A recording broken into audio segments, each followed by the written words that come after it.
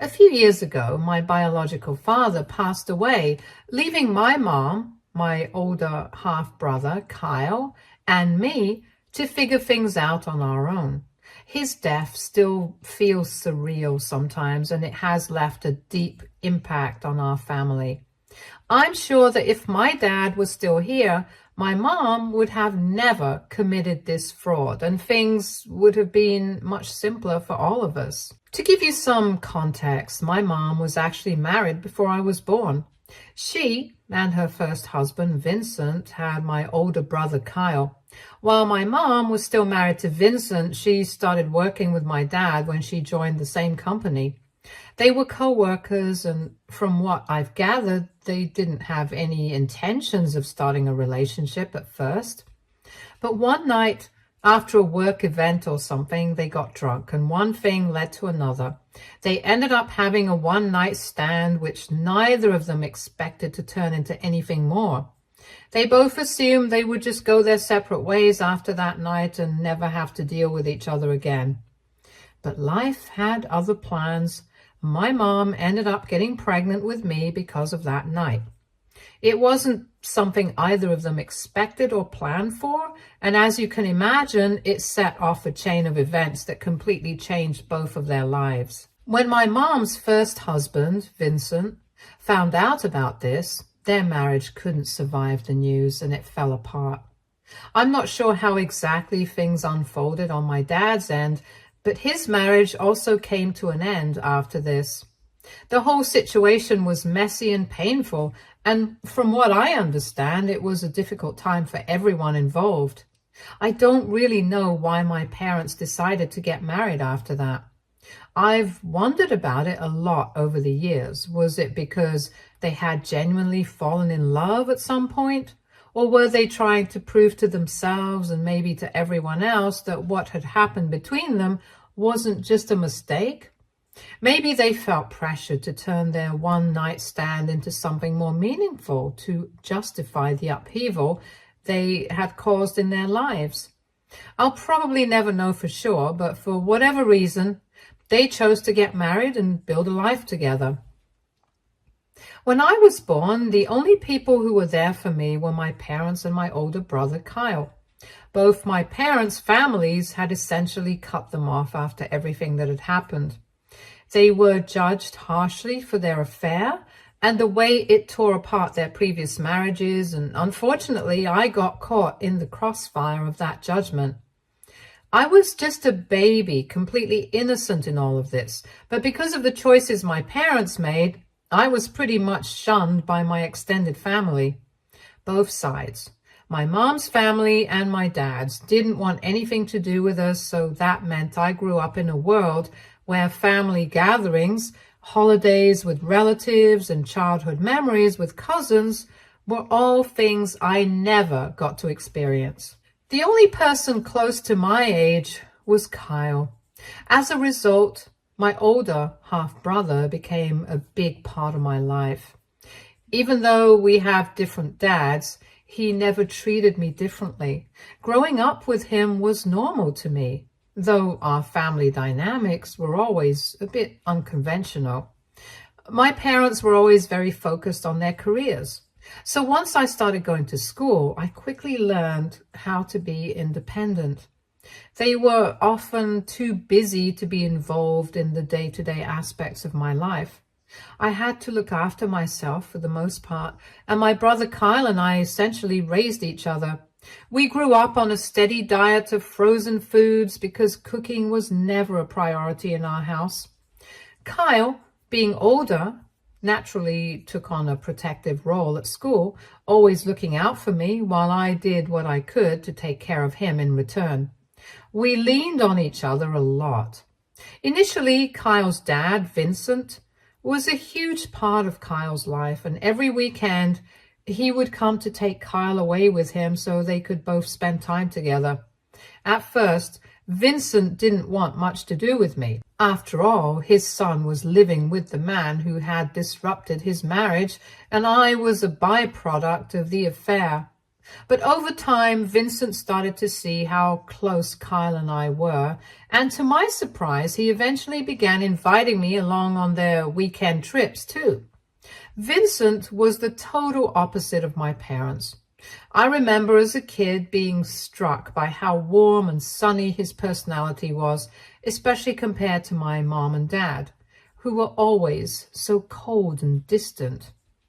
My parents were focused on academics, success, and maintaining their careers. They had little time or patience for anything that didn't fall into those categories. Vincent, though, was different.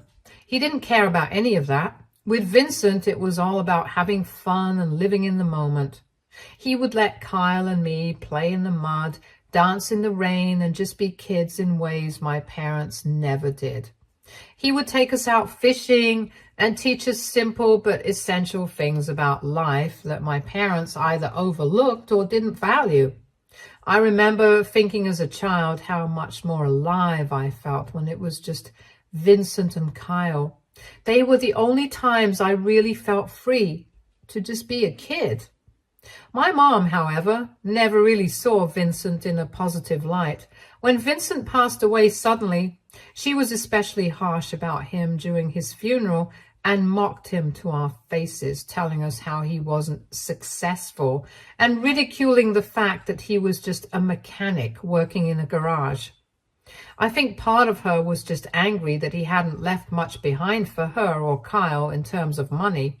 To be fair, Vincent passed away quite unexpectedly and much too early in his life. I am sure he never had the chance to think about long-term plans or make any financial arrangements for Kyle. After Vincent passed away, Kyle became really quiet and withdrawn. He had been so close to his father, and losing him at such a young age was devastating. My brother spent most of his time in his room avoiding social interactions, and the only person he really talked to was me. During this time, Kyle started spending more and more time playing video games. I think they gave him an escape, a way to block out the pain and the silence that had settled over him after Vincent was gone.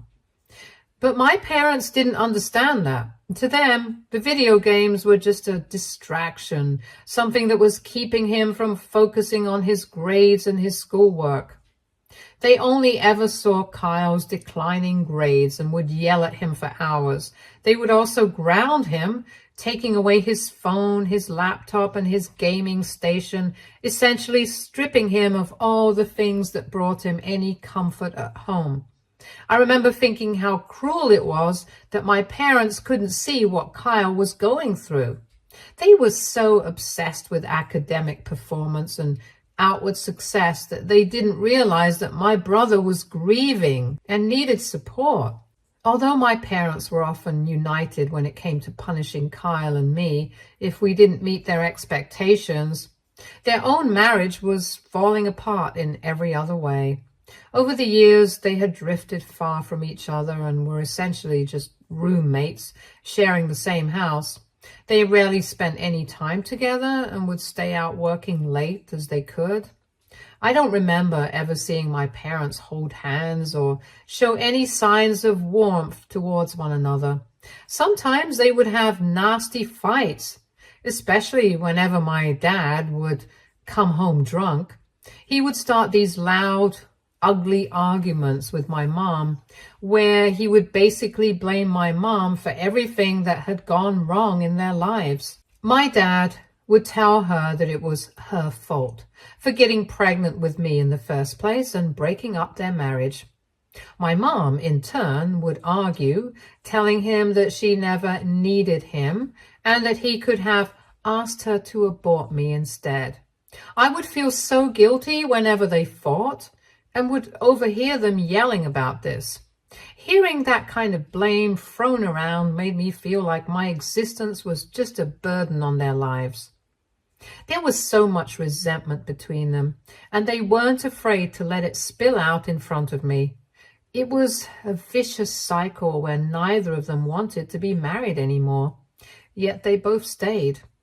Despite all the tension and turmoil between them, my parents stayed together until my dad was diagnosed with late-stage cancer. It was devastating news, especially because by the time they discovered it, there was nothing the doctors could do. We all knew that his time was limited, and we were forced to come to terms with the fact that he wouldn't be with us for much longer. It was during this time that my dad began making arrangements for what would happen after he was gone. He drew up a will and made decisions about how his assets would be divided. He left our house to my mom and set up a trust fund that would be shared equally between Kyle and me, ensuring that both of us would be taken care of. My dad, despite all the rocky history, loved both Kyle and me deeply. He saw Kyle as his own son, and that was reflected in how he arranged things for the future. After my dad passed away, we met with the lawyers to go over everything, and they told us that the trust fund contained $500,000. It was a huge relief. A weight lifted off of our shoulders because it meant that neither of us would have to worry about paying for college or carrying the burden of student loans ever. That trust fund was a gift that would shape the rest of our lives, and Kyle and I were incredibly grateful for it. Kyle, being the oldest, was the first one to head off to college. My brother has always been talented in so many ways, but if there's one thing that has defined him over the years, it's his indecisiveness. He's always had a hard time sticking to one thing for too long, and that was evident the moment he started college. And from the beginning, he couldn't even settle on what major he wanted to pursue. After finally picking one, he barely lasted 2 months before he threw in the towel, complaining to us about how hard it was. What surprised me the most was my mother's reaction. She had always been strict and had high expectations for us, but after Dad's passing, it seemed like something in her had softened, maybe because of grief or maybe because she was just tired of fighting with us all the time. When Kyle decided to drop his major, instead of pushing back or grounding him as she might have in the past, she simply let it go. She allowed him to change majors, but Kyle was still unsure.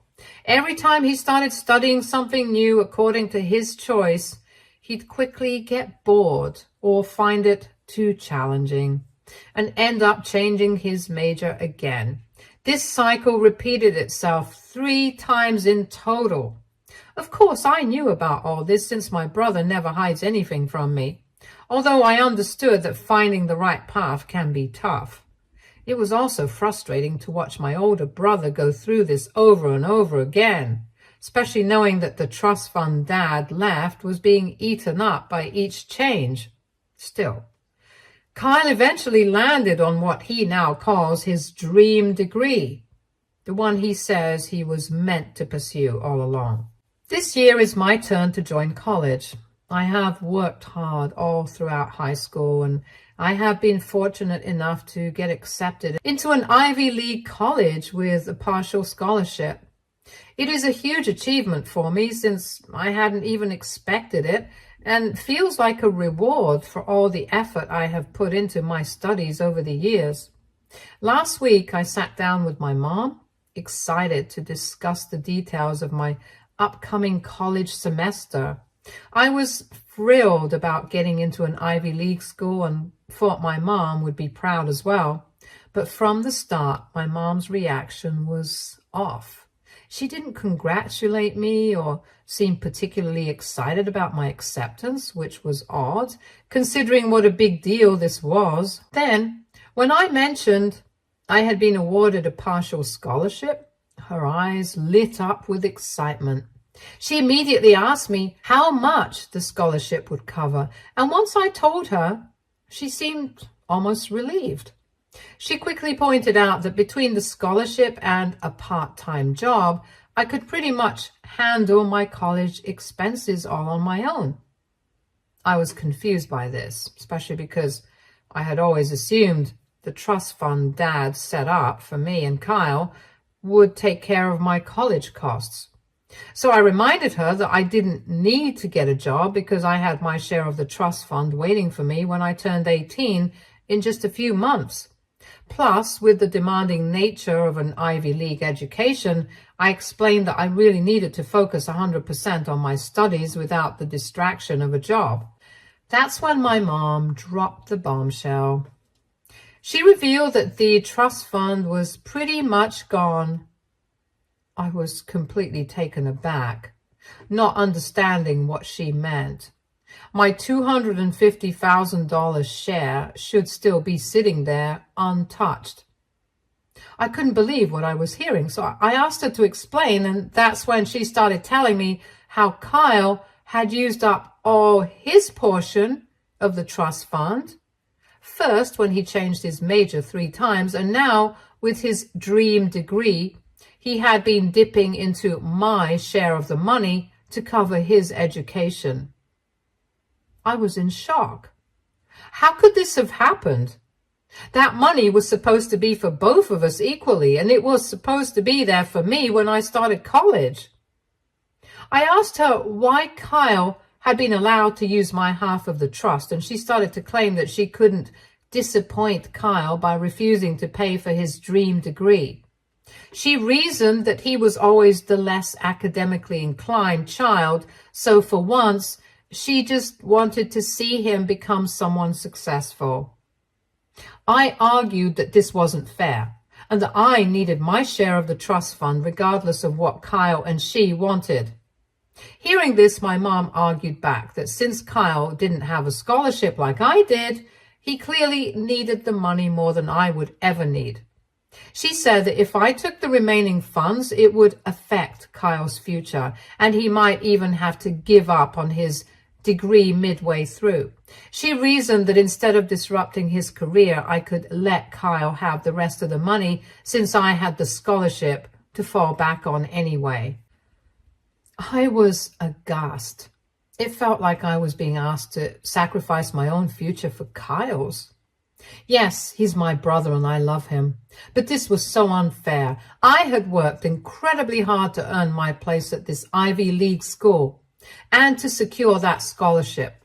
I had been responsible with my plans, making sure I could manage without needing more than my share of the trust fund. Meanwhile, Kyle had changed his major 3 times, burning through all his money, and now I was being told to just let him take what was left of mine? My mom's casual attitude about the whole situation also made it even worse. She didn't seem to see the problem. I decided that I needed to talk to Kyle about the situation. He was the only person who could truly understand what I was going through, and I hoped he would provide some clarity on what was happening with the trust fund. When I explained everything to him, he was incredibly surprised. He had no idea that our mom was using my share of the money to pay for his semester fees. After our conversation, Kyle reached out to our mom. He let her know that he recognized it was his fault for changing his major multiple times and that he would take responsibility for it. He offered to either get a job on his own or consider taking out a loan to figure out how to manage his remaining semesters. I was relieved to hear that my brother was willing to take steps to help himself instead of relying on my share of the trust fund. But my mom was furious with me for going to Kyle about this. She accused me of trying to change his mind and influencing him against her when she was doing the best for him, since she feels he is the child that needs the most help. Basically, I was blamed for wanting to protect my own future and for encouraging my brother to take responsibility for his choices. I am baffled by her reaction. AITA for confronting my brother after finding out that he has been using my share of the trust fund? Update 1. Thanks to all your suggestions, I asked Kyle to reach out to the lawyer to find out more details about our trust fund. I figured that if we could get access to the bank statements, we would have a clear picture of how much money was left and where it had been going over the years. For anyone wondering, I want to clarify that Kyle is not at fault here. My brother loves me and would never intentionally backstab me in this way. As some of you mentioned, at this point, this whole situation feels very suspicious, and that's why I have been adamant about getting the account statements. My mom's reaction to our discussions only adds to my doubts. I can't shake the feeling that something isn't right, and we have to dig deeper to figure it all out. Meanwhile, my mother has continued to stay angry at me. Today, when I informed her that Kyle would be taking a few days leave from college so he can come back home, and the three of us could sit down and have a civilized discussion about this entire situation, her reaction was explosive. She started yelling at me for being so stubborn and unsupportive, for refusing to back down. All I want is to clear the air and find a solution that works for all of us. So I reminded her that I had a rightful claim to my dad's trust fund, and it wasn't all for her son only. It was my money too, intended for my education, and I was simply asking for what was meant for me, not for anyone else. My mom then shot back, accusing me of being jealous of Kyle's newfound direction in life, which was very weird since both me and Kyle have never been jealous of each other. I have always supported him, even through his indecision. Her accusations stung, and I felt my frustration bubbling to the surface. In the heat of the moment, I pointed out to her that if she continued to be this difficult, I would have no choice but to hire a lawyer and sue her for my share of the trust fund. The words slipped out before I could fully process their weight. I saw her expression shift, and for a moment it seemed like my mom was scared. Her face flushed red, and she then doubled down to yell at me, telling me that she was my mother and that I needed to respect her. She continued saying that I couldn't just threaten her when I was still living under her roof. Her behavior just seems very, very strange. I'm getting more convinced by the minute that my mother has been using my dad's trust fund for something else other than just to pay for my brother's trust fund. I want to avoid any legal action, but if my mother continues to deny my rights to my own share of the trust fund, I will have no choice but to defend myself. Update 2. It's been 2 weeks since I updated anything here. Okay, so Kyle had to take time away from college to come home for a face-to-face conversation with our mom, just like I had mentioned earlier. We knew we needed to address the situation directly, so it felt like the right move to have him come home and talk to her together. Fortunately, Kyle had been emailed the account statements from our lawyer about our trust fund that showed some shocking information. When we both reviewed them initially, it became clear that our mom had been withdrawing large amounts of money from the trust fund every year, right after Dad had passed away. And both of us were still in high school. To clarify, she had access to the trust fund and had always managed it. Even after Kyle turned 18 and went to college, he had pretty much let her handle the money because we both thought that we could trust her. This was why he had been completely oblivious to the fact that he was burning through his share of the trust fund. With the bank statements in hand, we confronted our mom. We laid everything out before her and knew that she couldn't keep lying anymore. After a lot of back and forth, she begrudgingly admitted that she had been transferring our funds into her account. Her reasoning? She wanted to retire comfortably, and she had also been using our money to fund her lavish solo trip since Dad passed away. Both Kyle and I were stunned. We had no idea that Mom had been traveling anywhere, let alone enjoying these extravagant trips. We had assumed that any time she was away, it was for work trips only. But it turns out she has been living a secret life. She has been traveling, experiencing new places, and planning to retire early with our money. To add to the shock, she mentioned that she had recently met someone new and was even planning to build a house with her new boyfriend. I felt betrayed and hurt that my mother had not only hidden this from us, but had used the funds that were meant for our education for her own personal gains. It was a lot to take in. She claimed that she deserved the money too, arguing that Dad had only left her a house and that she had been responsible for paying the property taxes as well as other things around the house all these years. She insisted that the costs associated with our education were a lot in her eyes, and she deserved some of the money in our trust fund. To be honest, I would not have minded giving her a portion of our money if it meant contributing to the household. But the reality was she had mismanaged our funds behind our backs and had refused to be clear about it until we had to find out on our own.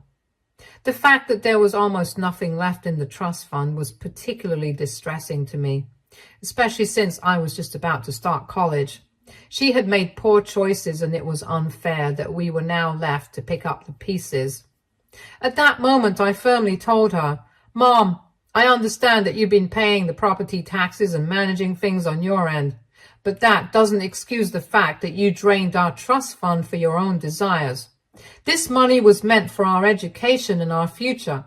I shouldn't have to worry about taking out loans or working part-time because you decided to use it for lavish trips. At least you have agreed to pay for Kyle's education, but you have refused to pay for mine, so I'm sorry, but I will be going ahead and suing you."